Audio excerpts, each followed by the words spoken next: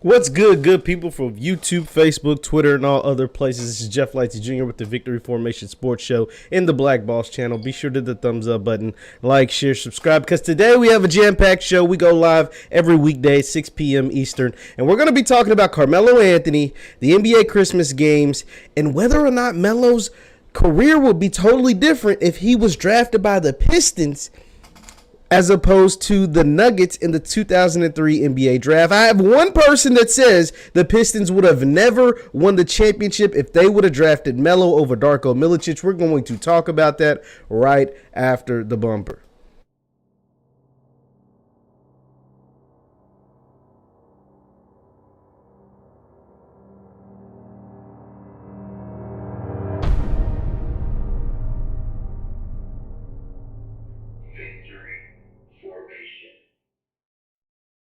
What's good people? Jeff Lightsy Jr. here with the Black Boss channel and Victory Formation. Be sure to hit the thumbs up button, like, share, subscribe, and the notification bell because we upload every single day. Now, before we get to Melo, the NBA dropped their Christmas schedule, and it is a good one.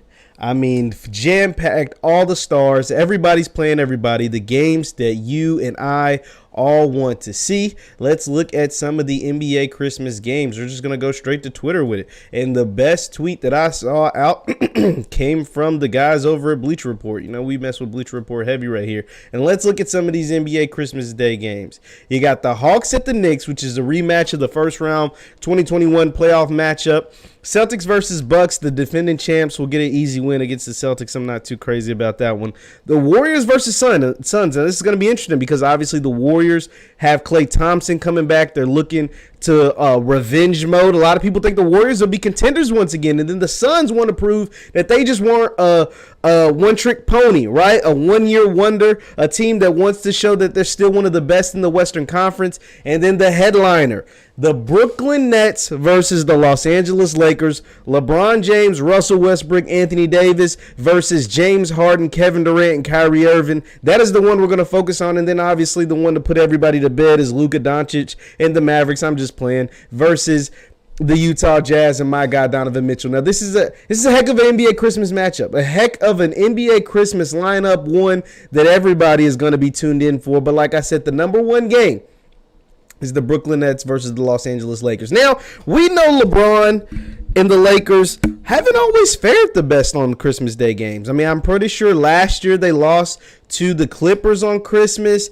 LeBron, when he was in Miami, he used to make it a point to, like, punish people on Christmas, right? Because LeBron plays on Christmas every single year. I think ever since he left Miami, I don't know if he just hasn't been into it or Christmas games just don't really get him excited because we know LeBron, along with a ton of other players, do a lot of the load management stuff throughout the regular season. So they're not people that's going to get up and go crazy over Christmas Day games, and that's just not their style anymore. That's not what they're into. So, LeBron just goes to work. He still tries to play to win, but Christmas, playing a game on Christmas isn't something that he's just all anxious and amped up for like I guess he used to be. But the Hawks versus the Knicks is the one that's really great because it's in the Garden. It's in the Garden. And we know how the New York Knicks fans felt about Trae Young in the Garden during the playoffs. Like, the New York Knicks fans went crazy on Trae Young at the Garden during the playoffs. It was a spectacle, and Trae Young put on historic performance, just crazy good performances during those games. So I cannot wait. And even the game that I kind of poked fun at, the Mavericks versus the Jazz. The Jazz are one of the best teams in the Western Conference. They're going to have another great record. Donovan's going to be healthy. The Mavericks, let's see how they retool this roster around Luka. And he signed the big max extension. See if they're able to get Porzingis to work with Luka. If not, they're going to have to move off Porzingis and try to get some more help for Luka Doncic down there in Dallas. So the NBA Christmas Day lineup is pretty crazy. I can't wait. I'm glad that it came out today, and I'm glad we're going to see some exciting basketball throughout the NBA season. Be sure to hit the thumbs up button, like, share, subscribe. Now, one thing that I want to show you all that was brought to my attention was Carmelo Anthony. One of the best podcasts out right now is the All the Smoke podcast, right? Hosted by Steven Jackson and Matt Barnes. And Carmelo Anthony was on the All the Smoke podcast, and he was on there, and they asked him about his career and how his career would have fared if he would have been drafted by the Detroit Pistons. Now, for those of you who don't remember, the NBA draft in 2003 is one of the best drafts in NBA history. I mean, obviously, LeBron James was the number 1 overall pick. Melo went 3. Chris Bosh went 4. Dwayne Wade went 5, and then so on and so forth. I mean, those guys right there, you draft 4 Hall of Famers in the top 5. That's a pretty good draft, I'd say. I mean, you let me know in the chat. You let me know in the comments. Wouldn't you think that's a pretty good draft if you draft 4 Hall of Famers in the top 5 picks, right? But the one guy that wasn't a Hall of Famer, that'll never be a Hall of Famer, was the guy who went number 2, 1 spot ahead of Carmelo Anthony, and that was Darko Milicic. Now, Melo was on All the Smoke. He was on All the Smoke podcast, and he was talking about the 2003 draft and Darko being taken ahead of him. Now, I'm not gonna show the video because you know what I'm saying. You know how it gets. They get to demonetizing and stuff like that, and I don't want to take any chances on that. But I will play you the audio of what Melo had to say. I'll share my screen, and we're gonna listen to the audio of Carmelo Anthony talking about whether he should have been drafted by the Detroit Pistons, his reaction and all that. Let's listen to it now. You took Darko. Do you ever think, because that was a good Detroit team, obviously they went on to win championships. Do you ever think of that, like, changed the course of my career? Man, right? Insert him. It was, I'm going to tell you what, man, to this day, I still think about that. Really? Yeah, hell yeah. Because I'm like, they promised me. You know what I'm saying? Yo, we taking you. We taking you. I'm talking all the way up to draft day. You understand? We taking you. So in my mind, I'm like, I'm going to Detroit. I get Chauncey there. Johnny John. Man, all these guys is there. She came in the middle of the year. I mean, she got traded. Oh, that's right. And that's what really put them over the top. But they was like, yo, you gonna share time with Tayshaun? I'm like, cool. Like, I ain't, I'm gonna come and do my thing, but I don't know how long I'm gonna share time with them. You know what I'm saying? I'm just coming and do my thing. And then they won it. And I'm like, my luck. You know what I'm saying? Like, if I'm there, I think they win another one. You know what I'm saying? Like, I wouldn't jump out there so we 3-peat football. I think we go back to back if I'm there. Because that second year for me, I would have learned from those guys. They was all vets, and I would have learned from those guys in the way that second year coming back, I'd have been a totally different player coming back. But, Everything happens for a reason. But I was, yeah, man. I still think about that shit, though, to this day, bro. I'm like, because I want to say, then we had Rip on the show, and Rip swore you was coming too. I'm telling you, man, we drove from Beatmore to Philly. Me and my man Bay, we drove from Beatmore to Philly, man, to go watch. It was Detroit versus Philly. And Larry Brown had already took the job at Detroit, but he was still coaching Philly. So we're in the back, and he's like, yo, we taking you.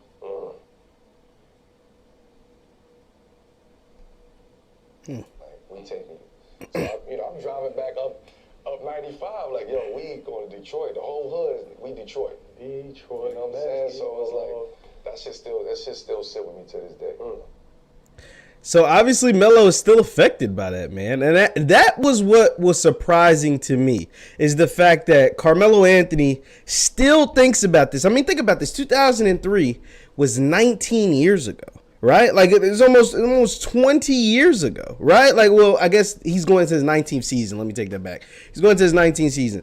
But it was almost 20 years ago, and somehow, some way, he still thinks about what would have happened, how his career would have ended up if he was drafted by the Detroit Pistons as opposed to the Denver Nuggets at pick number 3, been drafted at number 2 instead of number 3. Because obviously, like he said, during the 2003-2004 season, Detroit went on to win the championship. They acquired Rasheed Wallace in a midseason trade, and they went on to win the title. And they went on to go to, 4-5 straight Eastern Conference Finals, right? Like, they went on to be the dominant team of the Eastern Conference during that period. And Melo is saying, yo, you add me to that team? Not only do we win it that year in 2003, But we also, 2003, 2004, but we also go back to back. He believes they would have beat the Spurs the very next year, because that's the team who won it the next year, was the San Antonio Spurs, and they would have been a dominant, like almost mini dynasty, right? Now, this viewer, shout out to Grand Swing, he says Joe Dumars never lived that down. He's still a legend as a player and executive, though, but you never lived down passing up on Melo. I got someone right here that says Darko Milicic wouldn't have freeloaded to an NBA championship and wouldn't be the worst number 2 draft pick ever. He would have been the worst number 3 draft pick ever. Well, see, the thing about Darko, the reason why, and I hate to say this because he seems like a good guy after the documentary that I watched, but the worst number 2 draft pick ever, it's not Darko, guys. It's the guy who was drafted over Michael Jordan. Because you got to remember, Michael Jordan was the number 3 overall pick. And Sam Bowie. Sam Bowie is the worst number 2 draft pick of all time. Let's be honest. Let's keep it a buck. Sam Bowie was drafted ahead of Jordan during the 1984 NBA draft. Sam Bowie, albeit it was because of injury, not because of skill or lack of talent, right? But injuries are injuries, and they're just a part of your career, and you can be labeled a bust if you have injuries, especially when the guy who's drafted right behind you is Michael Jordan. Like Michael Jeffrey Jordan. Like, so I'm sorry, Sam Bowie's the worst number 2 pick of all time, not Darko Milicic. And this Will Dill says, damn, had me thinking he went to the Pistons. No, he didn't go to the Pistons. He's on the Carmelo's on the Lakers now, right? But he could have went to the Pistons back in 2003 during the 2003 draft. He was taken number 3 overall, whereas Darko Milicic went number 2 overall. Said Larry Brown destroyed Darko Milicic's career. See, I find that interesting, Octavius. I don't know, because I wasn't a huge follower of the Pistons. I watched them because they were really good and they were on TV a lot, but I don't know the dynamics between Darko and Larry Brown. Larry Brown, he's a pretty good basketball coach. He got them to win that championship. He won a college championship, and he's done a lot of great things in the sport of basketball. So I'm not exactly sure, but this is what essentially would have been the lineup: Ben Wallace, Rasheed Wallace, a prime young ripe Melo to go along with Rip Hamilton and Chauncey Billups with Tayshaun Prince. Tayshaun would have been the starter on the championship team, but by year 2, you wouldn't have been able to put Melo on the bench. Like, I mean, it's just Melo averaged like 20 points a game his rookie year. Like, Melo will be and always was a better player than Tayshaun Prince. It's not a knock on Tayshaun. Tayshaun's a good NBA player, but he ain't Carmelo Anthony. I mean, if we're just being honest. So there's no way you would have been able to put, invalidate, and justify having Melo on the bench for 2 years. 1 year is hard enough, but especially for 2 years. But I have an excerpt, but there is, you talk about Ben Wallace, Rasheed Wallace, Melo, Rip, and Billups, but there is somebody from that Detroit team that does not believe that does believe if they would have drafted Carmelo over Darko Milicic, that they wouldn't have been the same team. There is somebody that played on the team, a significant role on that team, that does not believe his team would have been as good if they would have drafted Carmelo over Darko Milicic. And that somebody is recently inducted to the NBA Hall of Fame, Ben Wallace. Ben Wallace does not believe that. He says that if Carmelo would have been taken over Darko, the Pistons wouldn't have won a championship. This is not something I'm making up. So I'm going to read to you an excerpt from an interview Ben Wallace did with Podcast 120 Watts. The former NBA player and the member of the Pistons championship squad, Ben Wallace, explained how he believes the Pistons made a smart decision. He made a smart decision by not drafting Carmelo. Even though that might sound like a surprise, he thinks it was the right move for 2 main reasons. Darko immediately said that he is not ready to play for a team aiming to win a championship, which enabled the team to grow and focus on winning. On the other hand, Carmelo was the type of player that wanted minutes immediately, which in Ben's mind wouldn't work and would potentially disrupt the team's chemistry. That key word, because that was one thing. I'm gonna make this bigger, my bad, y'all. That was one thing that made this Pistons team special, is they had great chemistry, and Ben Wallace believes that Carmelo could have potentially messed up said chemistry. I'm going to read you his exact quote. He said, quote, "If we would have drafted Carmelo, I honestly don't think we would ever win a championship. Melo would want to play right away. That would have potential to disrupt the team chemistry. By drafting Darko, he came in and said that he is not ready to play on this team.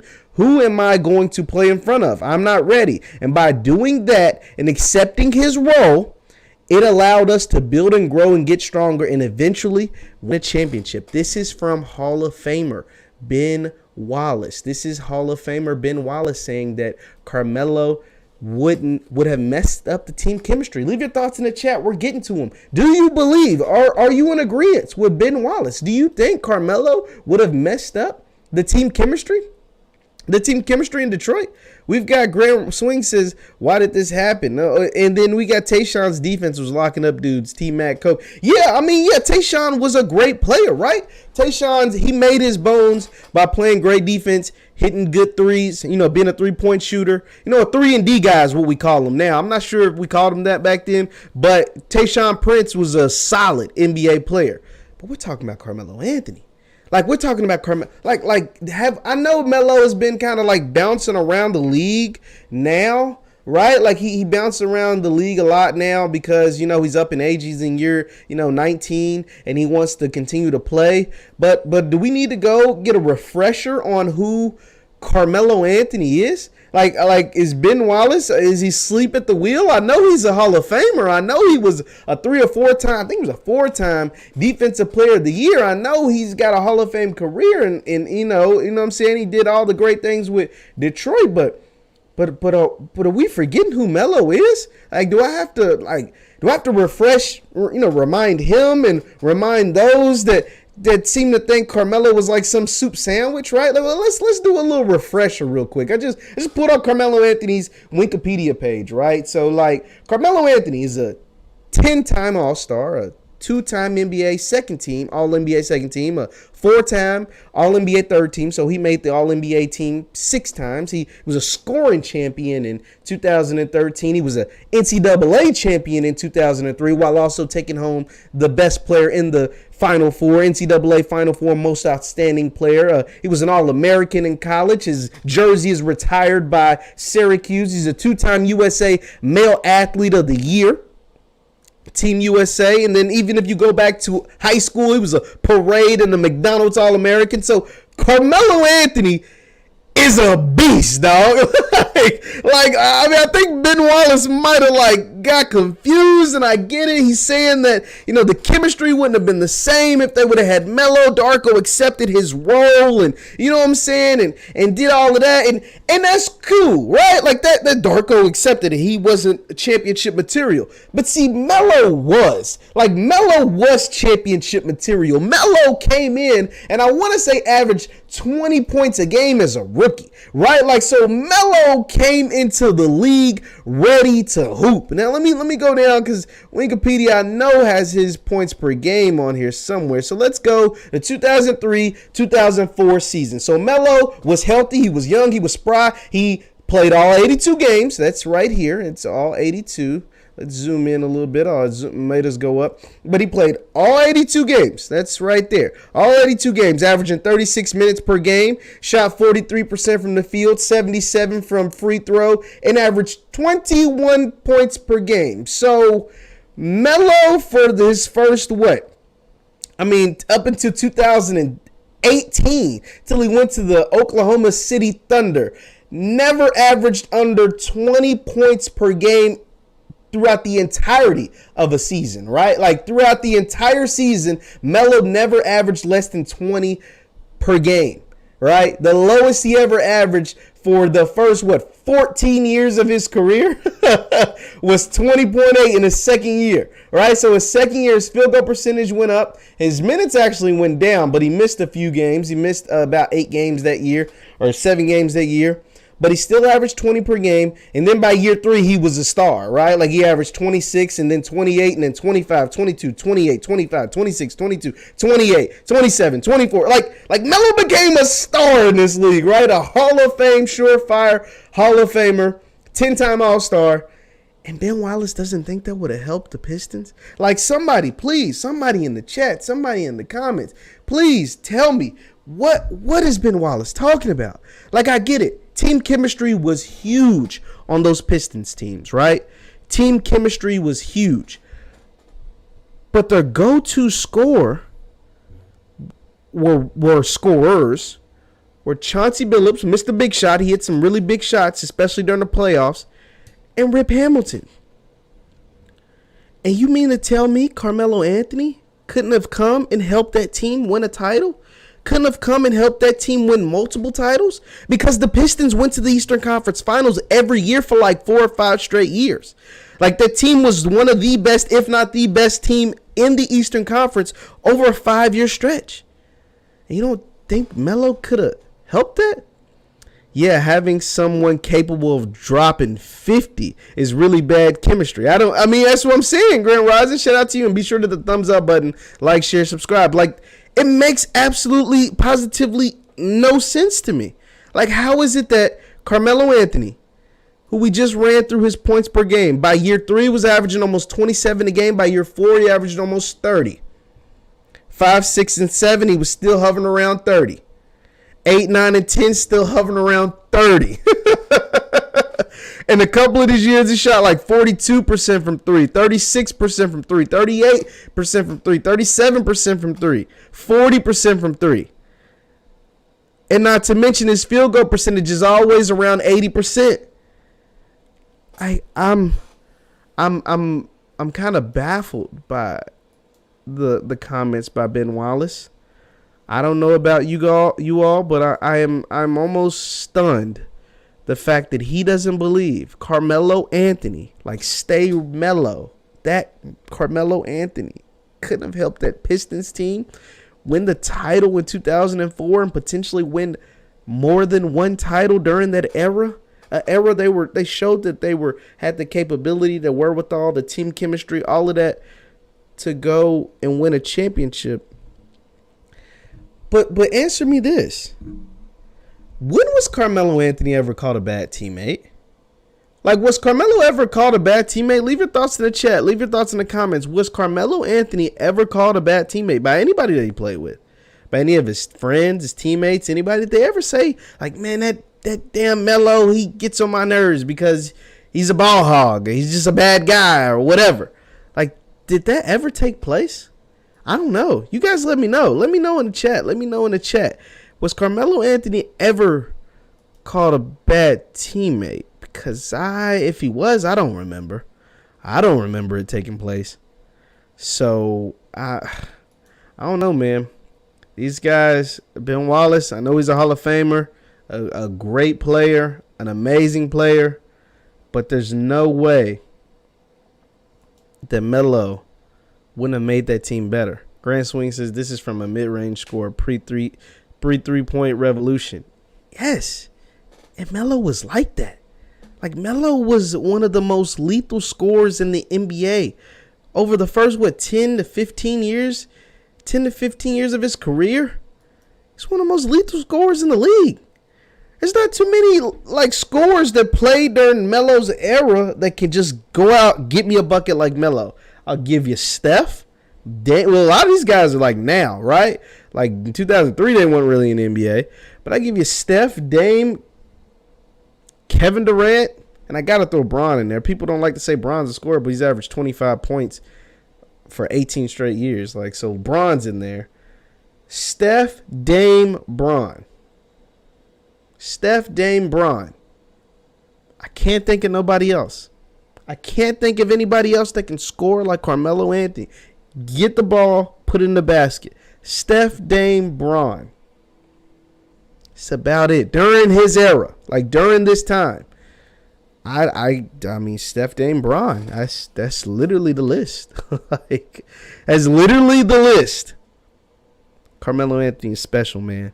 And the fact that he still thinks like that. Like, what does that say about Melo? The fact that, 18, 19 years later, he still thinks about, like, what his career would have been if he'd have went to the Detroit Pistons. If he was drafted by the Detroit Pistons in 2003. right? Detroit would have been a powerhouse they were a powerhouse for a long time without drafting Melo. But Melo would have extended it, right?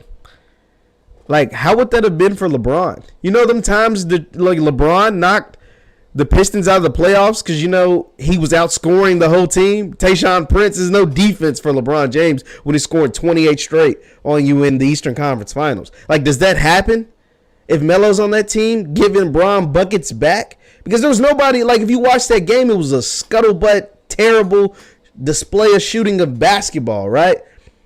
But Bron just was able to take over because he was the one that was the bucket getter. But there was nobody on Detroit's team. Like, Chauncey hit some shots and Rip hit some shots, but there was no, like, true bucket getter on the Detroit team. If Melo's there, does LeBron go off for 28 straight and go to the Eastern Conference Finals? I'm not sure. I mean, goes on to the NBA Finals to play the Spurs? I'm not sure. Maybe that's Detroit instead because Melo is exchanging buckets with Bron. I mean, like the possibilities are endless. They definitely would have won the championship in 03-04. Like, definitely. Like, that, Ben Wallace is tweaking when he said they wouldn't have. They definitely would have won. They played a Lakers team that was just about to blow up, that had a bunch of old guys with Gary Payton and Carmelo. Kobe and Shaq hated each other. Like, that team, Detroit was going to win that game in 5 and 6, and almost a sweep. Like, yeah, that's it. I didn't leave out KD. Well, if I did, my bad. I think Dame LeBron. I said Dame, LeBron, Steph, and KD. Those are the only three. And maybe Harden, if you consider Harden. I guess, I mean, you know what I'm saying? Like, those are the three. It's up there with. Oh, and then AI. Yeah, AI is definitely like a hooper. That's true. That's true. You guys saying Ryan McKillen said can't leave out KD. You're absolutely right. Grant Swing said AI. Yeah, I can't sleep on Allen Iverson. But, I mean, LeBron's probably not able to score 28 straight. You probably beat Cleveland, and you go on to play San Antonio in the 07 NBA Finals. Now, I'm not saying you win that because San Antonio was a different kind of animal, right? San Antonio, the Spurs were a different kind of animal. But you got a better chance. You have a way better chance with Melo as opposed to Cleveland with just Bron. That Detroit Pistons team with Melo as opposed to Cleveland with just LeBron, right? I mean, man, that is but the fact that he still thinks about that is because he hasn't won a championship. And that's why I think this year with the Lakers is so critical for Carmelo, because this is his best chance he's ever had in his career to win a championship. But you heard, I'm going to repeat that again. This season, this upcoming season, is the best chance in his career that he has ever had to win an NBA championship. So, I'm rooting for Melo. Yeah, Dafford. Yeah, so I definitely LeBron, Westbrook, AD, Melo. LeBron, Westbrook, AD, Melo is the squad that's going to take on. They're going to get a finals preview on Christmas Day. The Lakers versus Brooklyn. I'm calling it. As long as, knocking on wood, as long as everybody stays healthy, I'm calling it the Lakers versus the Brooklyn Nets in the NBA Finals. There are not two teams, not Milwaukee, not Golden State, not the Phoenix Suns. There are no two teams in the NBA right now that are better than the Brooklyn Nets and the Los Angeles Lakers. Not the Clippers. Kawhi Leonard's going to be hurt all year. Not Milwaukee, even though they got the freak in Middleton, and Drew Holiday proved a lot of people wrong, but they also got very, very lucky because the Brooklyn Nets were injured and Kevin Durant wears an 18 and not a 15, because if he did, they would have went home. It's just point blank period. It's the truth. When they played Brooklyn, when Brooklyn was fully healthy, they beat them by 40. Brooklyn beat them by 40. Oh, they were up by 40 at one point. I don't think they ended up winning the game by 27 or something, but they were up by 40 points on Milwaukee. This is the team that won the NBA championship. Like, Brooklyn is really like that. Like, Kevin Durant, James Harden, Kyrie Irving, they're really like that. So, yeah, this is the best chance. Now, Ryan McClendon says on paper. I mean, yeah, it's on paper. But we saw Brooklyn play in person. And we watched them play against the team that ended up winning the championship, the Milwaukee Bucks, and they were up by 40 at one point. Like, when Kyrie Irving and James Harden played, the games weren't even particularly fun to watch. They weren't even competitive. They would make Milwaukee quit. That's how much better they were than the team that won a championship. Now, no disrespect to Milwaukee, but Milwaukee really hasn't upgraded the roster. They lost P.J. Tucker for whatever that's worth. They haven't upgraded anywhere. They kept their guys. They kept Bobby Portis. They lost P.J. P.J. gave him good minutes. He's one of those stay in shape, good cardio out there. He's not making any shots, but he tries his best to play defense on some of the top best scorers in the world. But they didn't upgrade the roster. Brooklyn did. They went out and got Patty Mills. The Lakers did. They got Westbrook and Carmelo. The Bucks didn't really get better. Phoenix stayed the same. They kept their guys, kept Chris Paul, kept Cameron Payne. But, the Heat are a deeper team. Maybe. I don't know how good the Heat is. The Heat put a lot of they put a lot of stock into Kyle Lowry and Duncan Robinson. And I don't know if I like that. Right?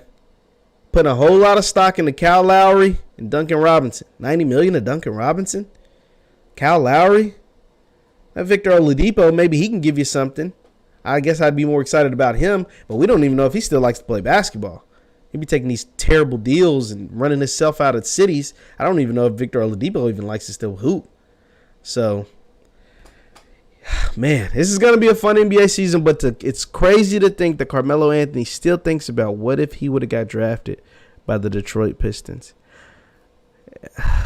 They would have won more than one championship. I can almost guarantee that. If Melo would have went to Detroit in 2003, they would have won more than one championship. Leave your thoughts in the chat. Leave your thoughts in the comments. Once again, I'm Jeff Lightsy Jr. with the Black Boss Channel and Victory Formation. Thank you guys for tuning in. We're here every weekday.